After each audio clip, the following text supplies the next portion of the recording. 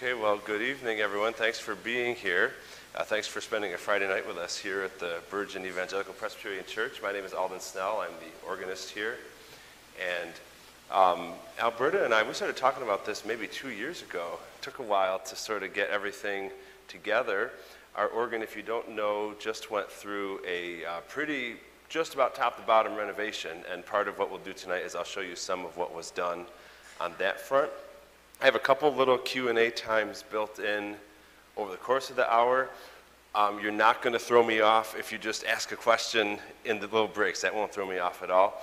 And I thought, what better way to end than singing a couple hymns? So when you see hymns sing there, our hymnals are at the ends of the pews. And if you want to take a sneak peek and get ahead, we'll literally do an old style where you call out the number, give me enough time to find it, and we'll sing it. So that'll be at the end of the hour. Let's just pause for a quick word of prayer. Lord, we thank you for today. We thank you for this chance to gather. We thank you for music, Lord. We thank you that in the Bible you command us to sing. And we thank you for the ability to sing and to sing your praise. Ask that you bless this time together while we look at our church's organ and think about the importance of singing and the organ's role in leading singing during this time together. In Jesus' name, amen. So just two quick pieces to get going. One is a march, and the other one is a piece by Handel that you'll probably recognize from being out and about. So the first is Arioso, and the second is the march.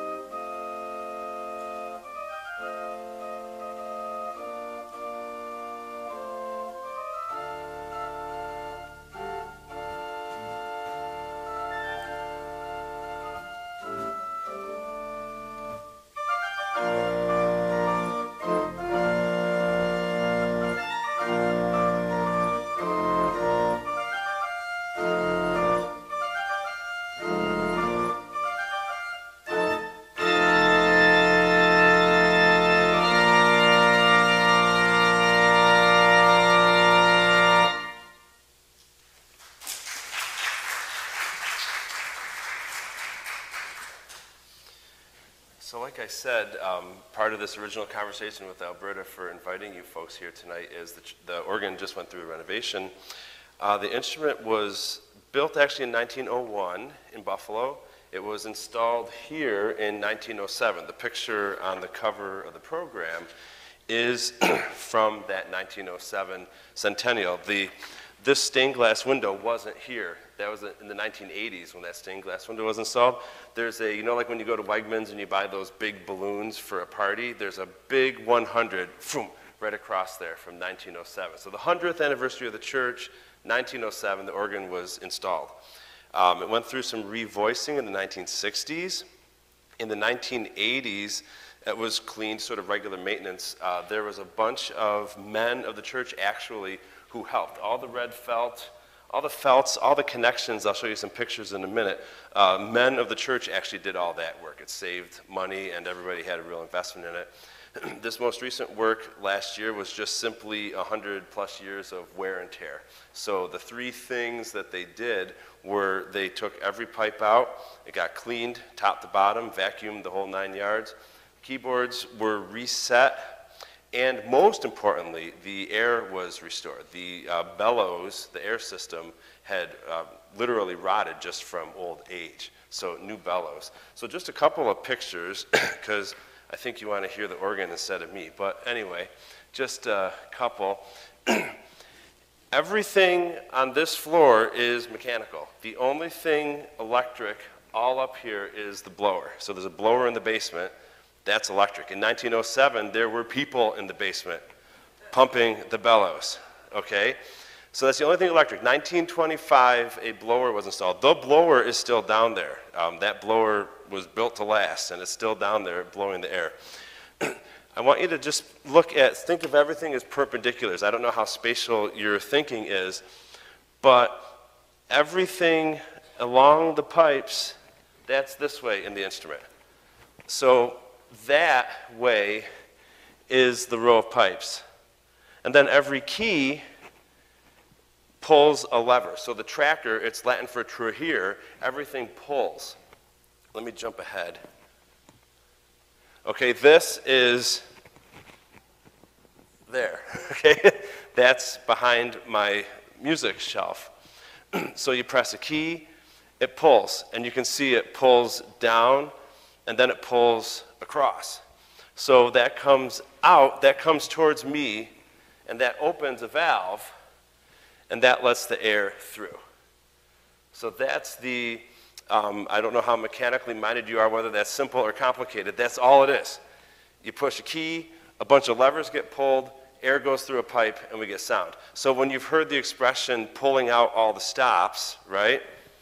Right now, nothing's going to happen. The whole thing is stopped. When I pull a stop, it's going to release air, just like that picture. The air is now going through one of these chambers, and when I press a key now, it's going through that. And then I can just keep adding stops.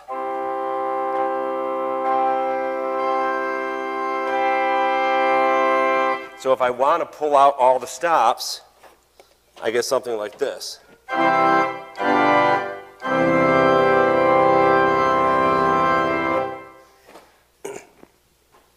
So that's how it actually works. 8 foot, this big one right here, that is 8 feet. It's 8 feet from the mouth up to the top. That matches the same pitch as a piano. So when I play this C, if you play the piano, that's the C below bass clef. Like if you were tall enough, you could put your hand right here and feel the air. Okay, so that's 8 feet, matches the piano. Our buddy Pythagoras from way back when, he figured out that when you cut something in half, it goes up an octave. So if I do that and add the 8 foot, and then go 2 feet,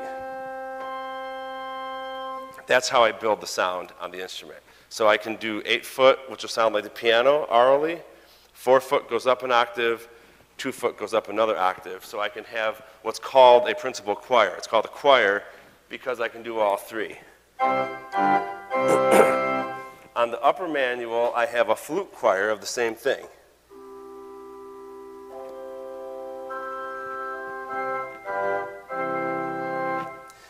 And that's how I can build. And when we get a little bit later, I'll actually sort of talk you through this more live, not just with a picture up there. So that's how it works. Everything is mechanical behind me, except for the electric switch down to the blower.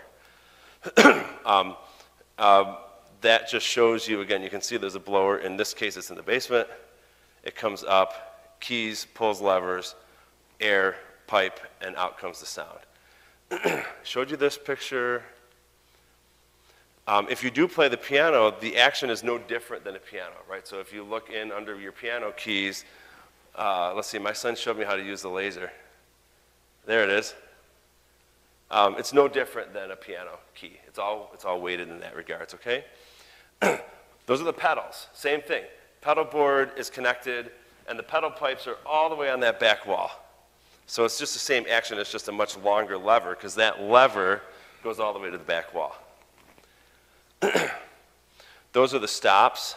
And by the way, you're welcome to come up and take a look afterwards. All of that is fine. My hand right here, that's where that picture is. So those are the stops that I just pulled. And when you pull it, you can kind of see the air. It's hard to see from this picture, but those are the chambers that each stop is pulling to let air out. That's looking across here, but there are no pipes. The pipes were gone when this picture was taken. And if you can imagine a line this way, you can kind of make out in this picture how they're all lined up. So again, if you pressed a key, it's going to go through each pipe in that line, depending on which stop is pulled. I just did that again just in case, just so you can see the perpendiculars. There's a pipe going out. Every pipe came out. They took two of these out and passed every pipe out to go to Canandaigua to get cleaned. There they are being boxed up, okay? All of these had to come out, right? All those trackers had to be removed to be revoiced. There goes the keyboard. One of my favorite stories was the president of Parsons, who did this work, said, take a good look at this.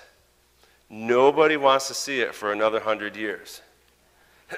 Because, in other words, the pulling of the keyboard out, that was such a job to remove the keyboards that it's back, and we're not taking it out again for another 100 years.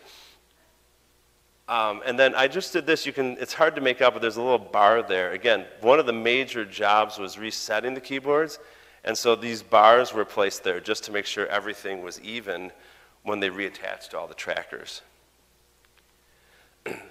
This is one of my favorite pictures. Yes, that's a person there, laying there. And that poor man was in charge of connecting up into the chest.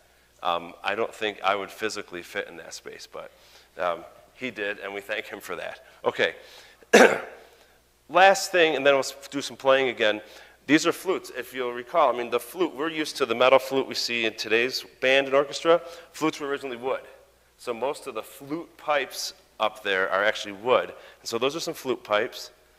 And that stopper is what tunes it, right? So you can either push it in if you need the pitch to go up, right? You're making the pipe shorter, so the pitch is going up. Or you can pull it up a little bit, lengthen the pipe, makes the pitch go down a little bit. So that's how you tune those pipes. These are actually string pipes. I don't know how well you can see from here, but they're very skinny. So they're built very similarly to these pipes that you can see, but that real thin bevel and that real thin cone up to the top, because it's so much tinier, it makes the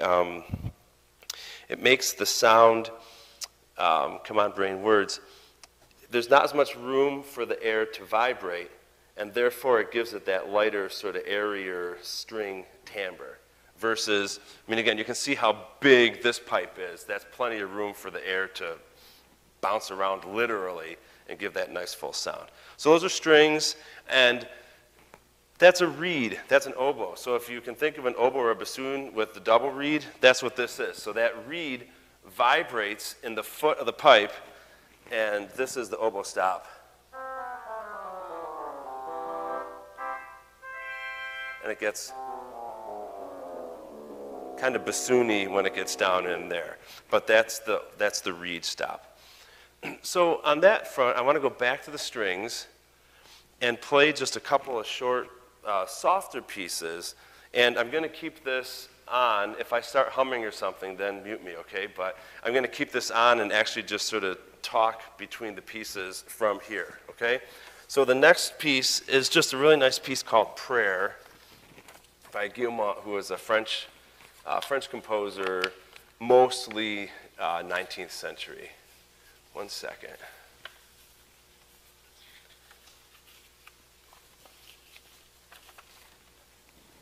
And I'm going to use a nice soft flute sound for this with almost nothing else, just a nice flute.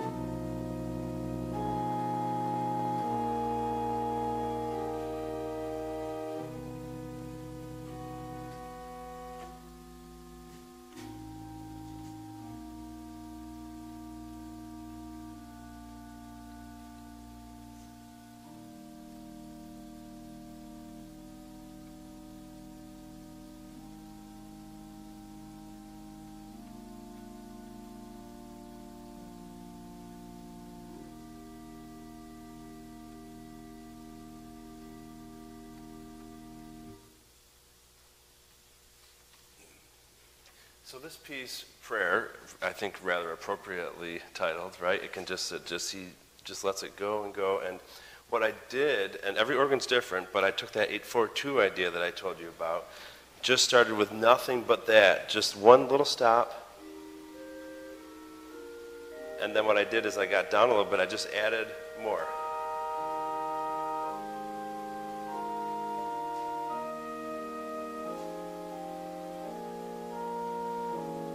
And when it got to sort of the more robust middle section, add a little more.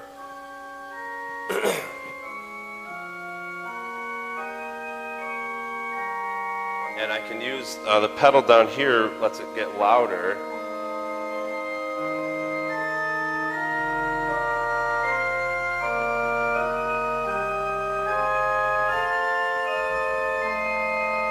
Sort of the climax.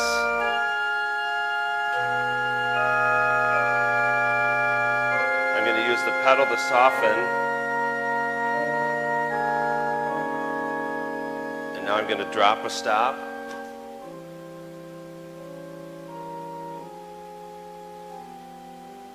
Get softer and softer. Finally down to just one stop again. And to get to that ending there.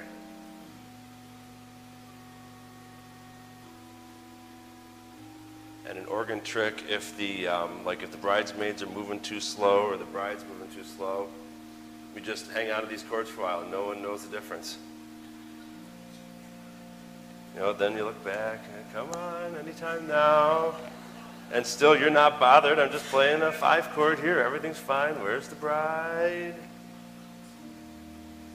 And so again, these are all these little just sort of tricks, but that's how you use those 8s, 4s, and 2s to add color, add dynamic, add contrast.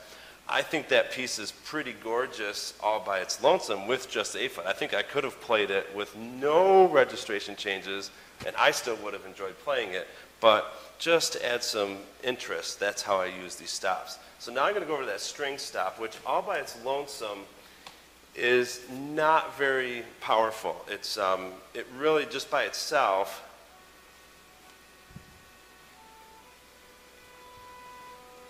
it's just not a lot. I can add some chords, and this is reasonable.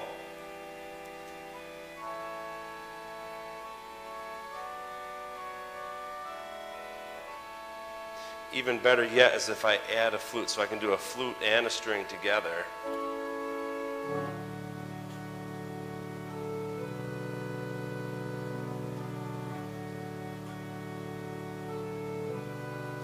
But I don't like that that's all the same, so now I'll use both manuals. So I can put a flute down here.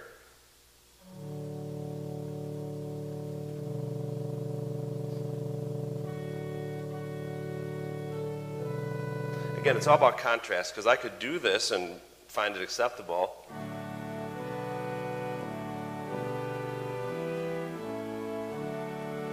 But just a little contrast. And add the pedal.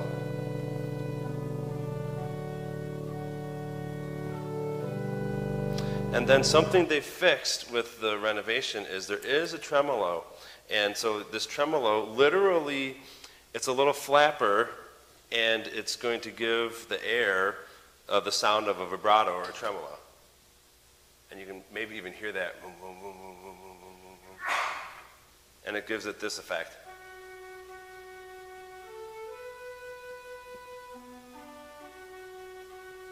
So I'm going to keep that, and I'm going to play finally now. Here is Shining Hour with me not talking.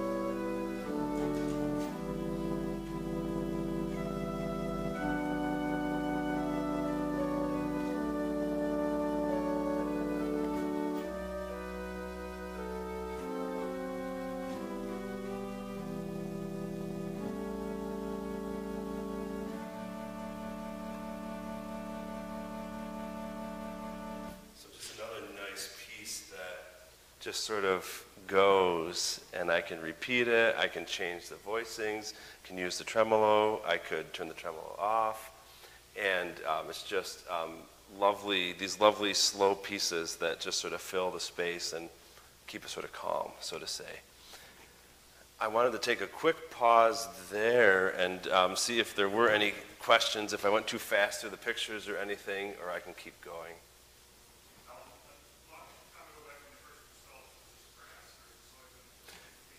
Yeah, so Kenny's asking about the pipes. The pipes are a sort of lead tin composite. Originally, these pipes were actually gold painted. The gold paint is still there. If you come up at the end, there are a couple of cracks in the paint, and if you flash your cell phone flashlight on the crack, you can see the gold. There are some swatches of gold actually on the wall in there. That was a big job, and it has the gold versus the white has no aesthetic effect on how the instrument sounds, so it's still white. But originally it was gold painted, and it would have been, it's a lead tin composite, most of the pipes, or wood for the flutes. I noticed that there's 16-foot pedal pipes. Where are they? The pedal pipes are, you can barely see them, but the pedal pipes are all the way along the back wall. They're all stacked up back there. So the lowest, just like that one is the lowest principal on the lower manual. If you hit that low C, so this, you can sort of feel it more than you can hear it. If you ever get to a large instrument, that there are 32-foot ranks, and there are 64-foot ranks, those you feel them more than you hear them. But the acoustics is important because that gives this sort of low sound. If you think about a tuba versus a piccolo, we got like the 4th of July coming up, and you think about Stars and Stripes Forever, and we can only sort of tolerate one piccolo, and they usually troop out a few anyway. But that's because you need the low sound. The low sound is the foundation, and then the high sound just sort of rides over the top. So fact of the matter is there's no room for a 32-foot pipe in here, and that would be too much in here. Like a 32-foot pipe would make like, it would just be too much in this space. But the answer to the question of where are the pedal pipes is they're all the way along the back wall. You can barely see them if you take a peek up in here when we're done. These pipes that you see out front, are they just decorative pipes? No, if you can, these pipes that have the little, I don't know if you can see these air tubes, these pipes are all live pipes with this principal rank. The pipes along the ends, there was another string-ish stop that was originally to 1907. That was removed in the 60s to get this mixture stop. This mixture stop is what I've been adding at the end. So I've been sort of playing along.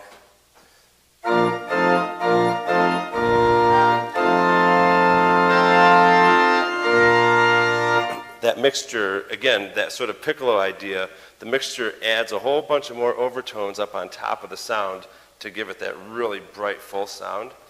So these, most of the very front facing and some of the sides are live. They go with the principal. The rest are still just show. They never would have wasted the space in 1907. Like every pipe did sound in 1907.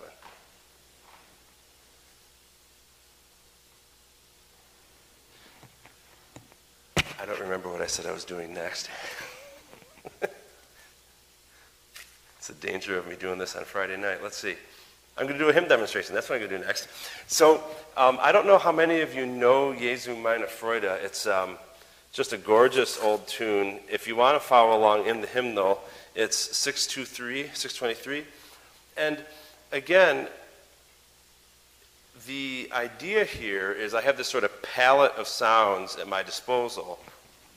The most basic is an 8 and a 4 on both manuals. By the way, I can also couple. So you might see this better at the end if you come up and look. I'm able to have everything that's up top come down. And so whatever is up here plays here too. So especially for folks here, you can probably see that these keys on the top keyboard are moving. So it's called coupling, it's pulling them together. And generally speaking, I think Kristen's back there somewhere. What's the hymn we're doing on Sunday? Oh, I put her on the spot. I don't know. We did Come Thou Fount last Sunday, didn't we? Or we did it recently?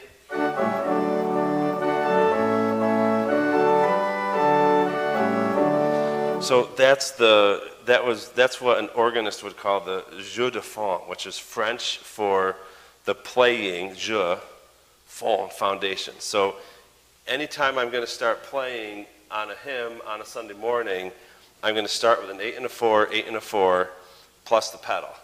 And that's going to sort of be my hymn playing sound.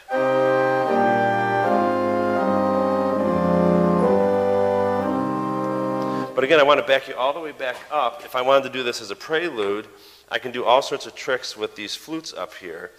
And I can start, again, like I did with the prayer, just a simple 8-foot, and that's all I need.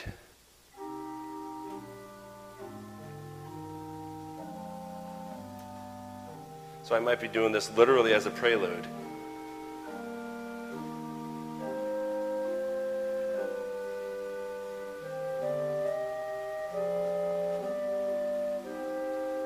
Maybe I want to add just like it did with the other one.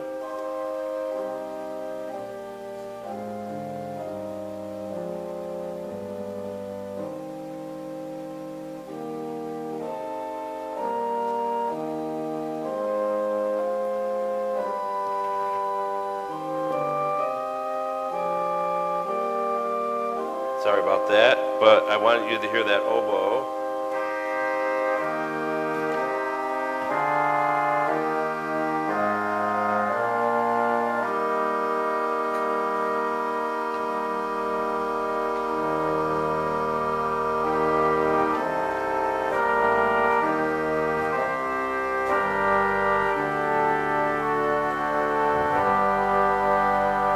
So that oboe by itself, I played for you earlier, just a nice solo stop. I could go up here and do something like this.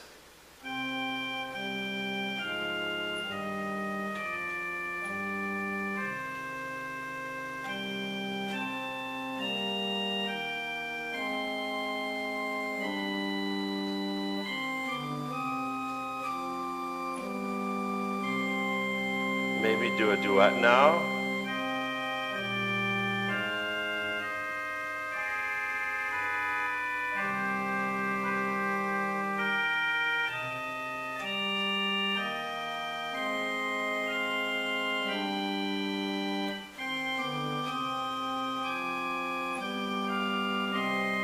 And I'll build back to where I was and put it down into the pedal and do something like this. We're at the sort of climax at this point.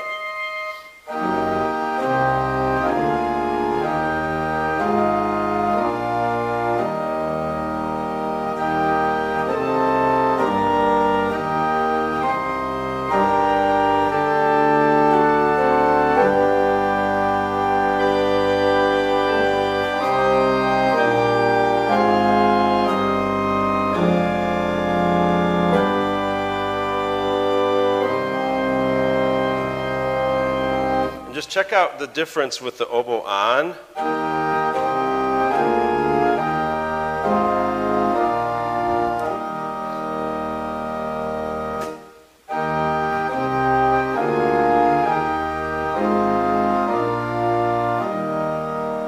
I don't know if you have a preference aesthetically. That obviously is cleaner without the oboe.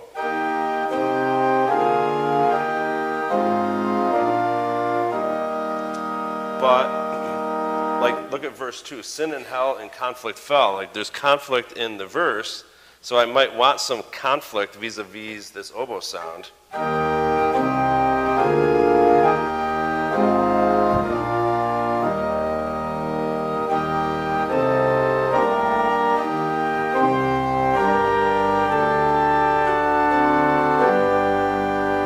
And, right, Jesus will not fail us.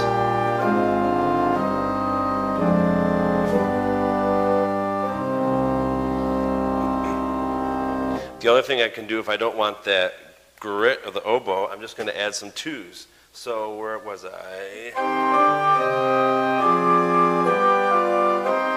Add a 2-foot to make it a little higher.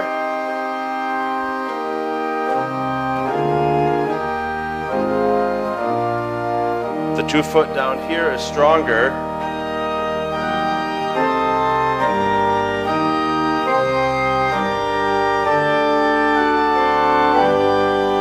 And just to really bring us home, I'll add the mixture.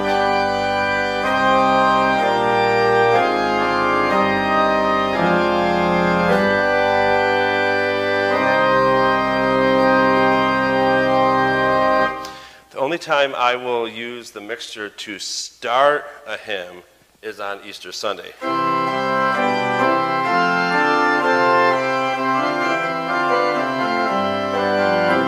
There's no other time in the year to let her rip than Easter Sunday morning, right? So it's the only time I will start with the mixture. Usually I save that mixture for the end. If you look at hymns, I'm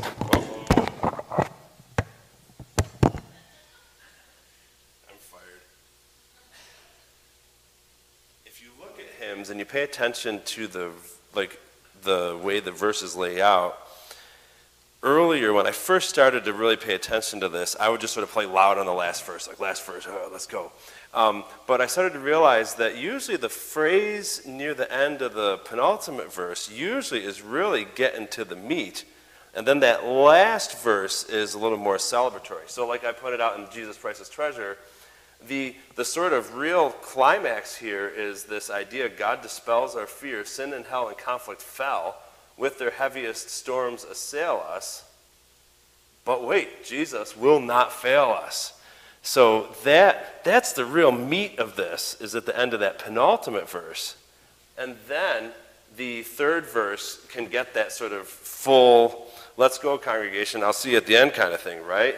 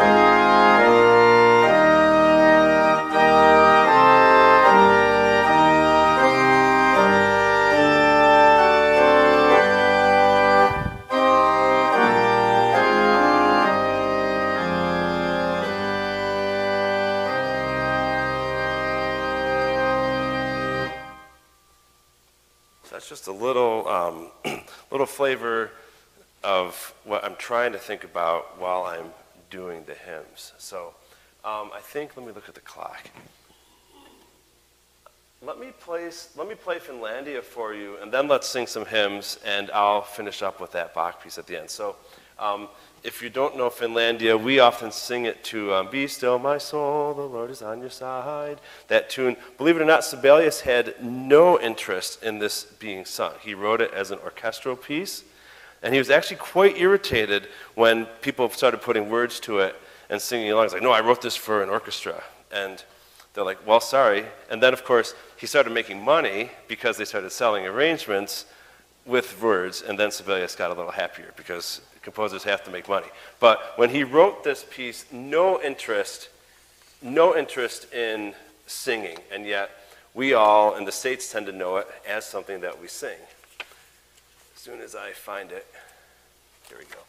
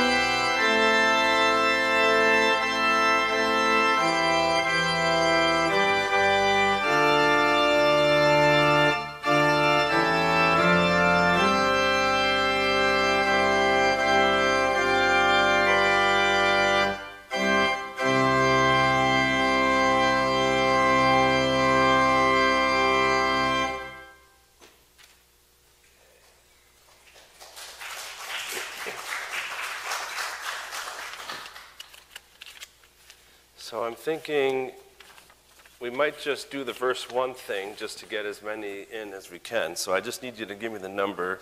I could try to make it up, but I'd rather just read it out of the hymn book. Can I just ask a question? Oh, sure, yeah, sorry. That's okay. So I wondered with the music that you have, does it tell you which stops, or is it all artistic license? Or? It's a little bit of both. There are recommendations, but no organ is the same. So what I do is I'll look at the recommendations. And so, for example, the Finlandia that I just played, they recommend strings for that first nice soft version. So I did the flute viola thing that I played for you actually 15, 20 minutes ago. So like that's sort of an easy one for me, right? I can't get away with just strings because it's too soft. But if I add the flute and then the string, that's a nice sound and it works. And then I just mess around with that louder sound on the grate. I just mess around. So it's a little bit of both. I'm paying attention to sort of a solo line, right? So you heard that sort of fun, the da da da da, whatever that obbligato line was. At that point, all I'm doing is making sure that they're different so that you can hear that that's what I want you to hear. So like I said, it's a little bit of both. The other question I had, I don't know if you'll humor me on this, but you mentioned the wedding, having weddings, and all I could think about was, you said on Easter you played full, but I would think that with the wedding march it's the same. Yeah, I let it rip on the wedding march too. Is the beginning of it? Oh boy. Or like if you can't, it's okay, because it's just been in my mind since you If I make a mistake, forgive me. Let's see, something like, if they're coming in, I'll do something like, oh,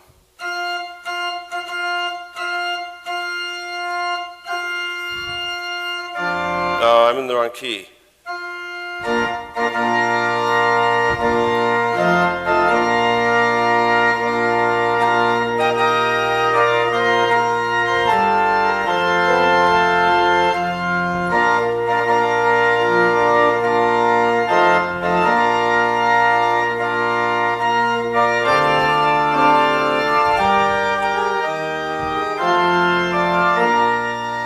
And in our church, that's usually enough, right? I mean, the aisle is not all that long. And same thing, so God.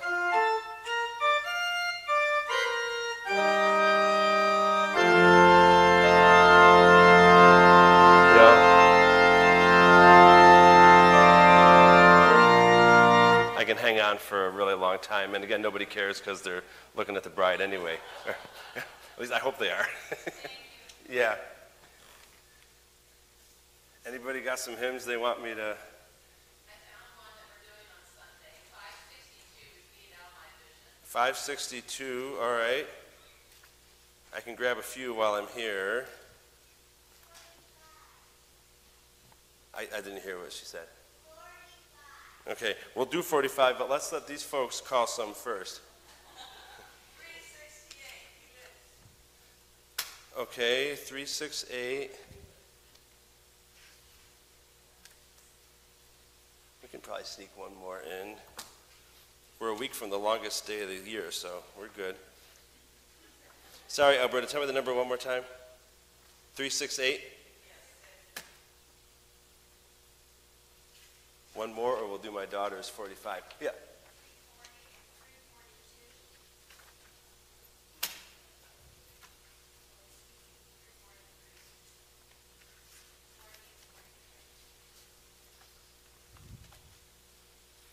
Oh, sure, okay.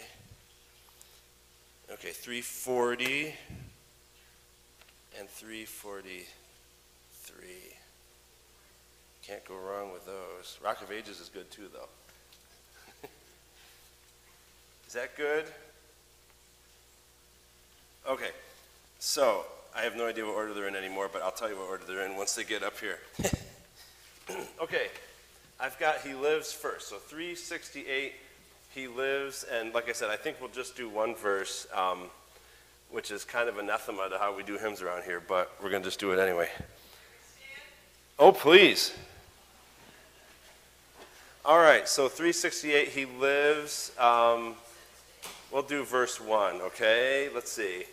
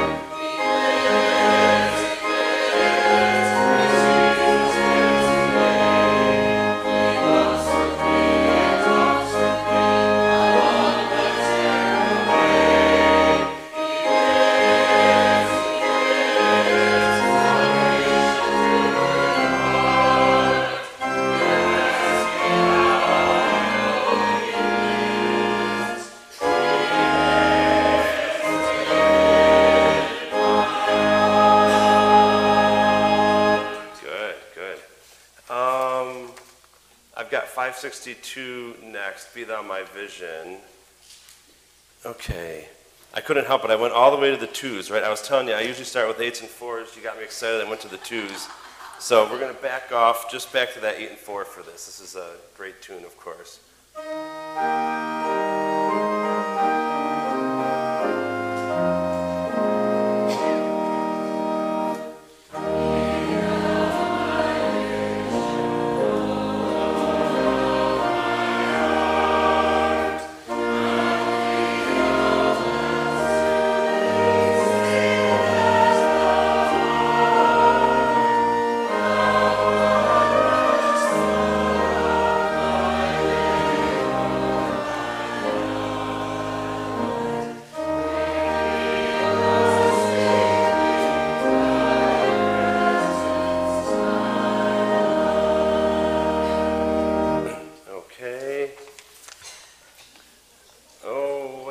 Here. 340. I'm going to call an audible. We got to sing this one twice because it's short and there's only one verse in the first place. So twice through, turn your eyes.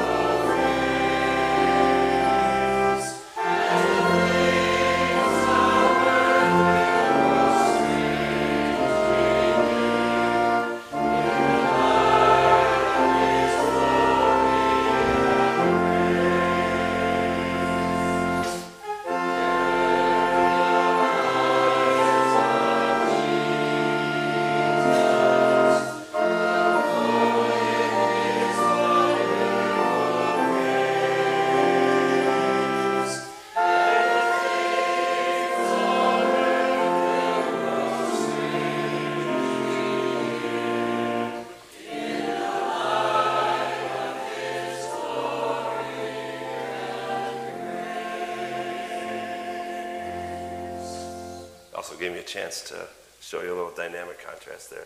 That's a good one. 343. Turn over the page. Oh, can we just do one verse of this one? No? Yeah, I feel like we kind of have to do all 5 verses, don't we? All right, I'll see you at the end. We'll do all 5.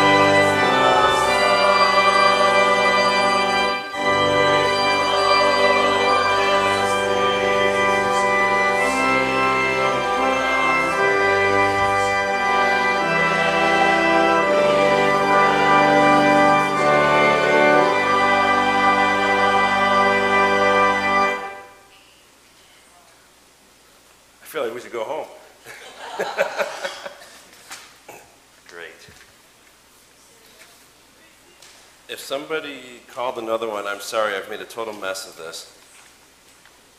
Should we do 45 for my daughter, and then we'll play some Bach and take off? Is that all right? Can we do one more? 45 is my daughter's favorite.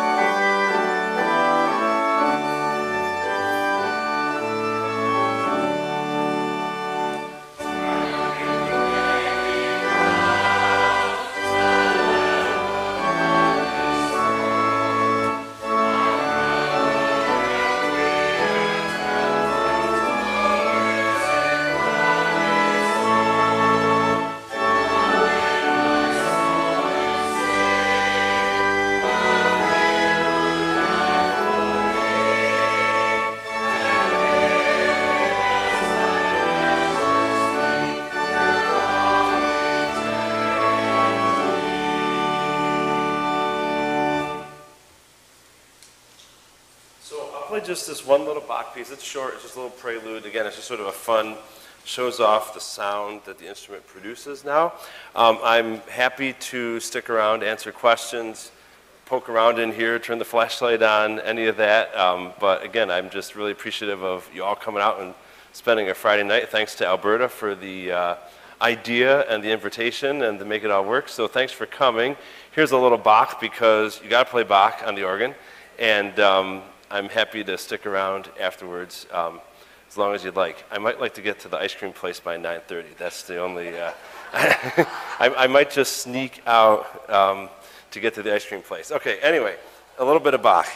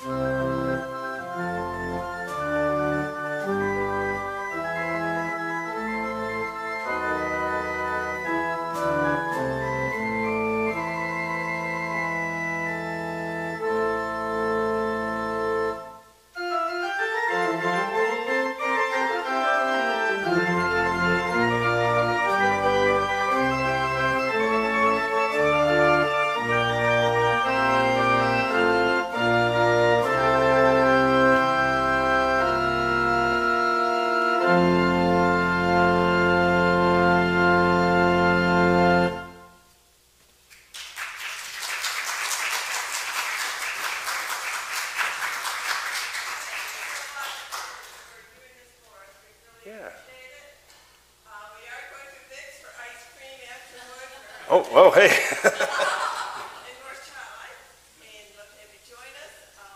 But anyway, thank you so very much. I just want to say, when we go out, when you open that door, there's a step right away, and you don't want to fall there. So no, that's going to delay you from your ice cream. Yeah, we don't want that. Okay. Alberta, my 17-year-old, leaped up when he heard Fix, so he's upstairs. Yeah, and I would be quickly remiss in not thanking my friend Rob Wilhoft. Rob helped me put the slides together, all the background, and my son David was helping with the voice, so thanks to them too. I'm going to turn this off. But yeah, please come on up or go get ice cream. Either way, both are fine choices.